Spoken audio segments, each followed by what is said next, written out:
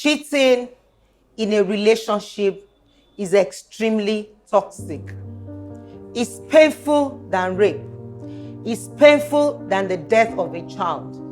I've had to ask a lot of women and men that their spouses has cheated on them. They can't explain the depth of that pain. Cheating in a relationship is so toxic that the person cheating may not even know the devastating effect of what the person had done. I realized that a lot of people thought having multiple sexual partners is just fun. Sex is not a contract, it's a covenant. As many people you are having multiple sexual activities with, you are selling your souls to those people. If you find yourself in a relationship that the person you are relating with in marriage, let me start with marriage, is cheating on you, you need help. You may not be able to survive that impact on your life and the lives of your children in isolation. It's a tough place to be. It's a difficult place to be.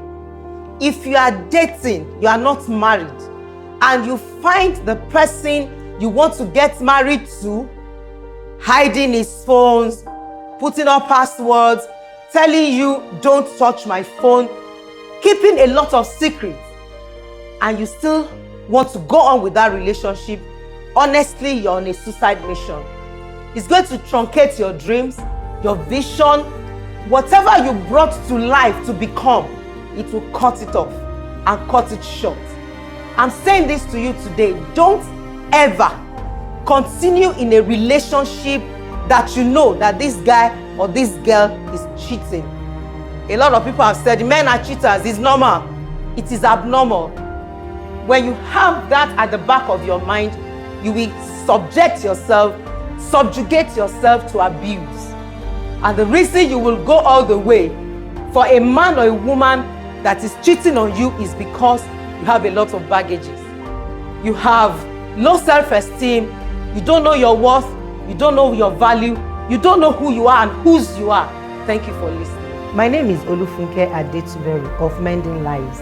Join me as I help you to heal.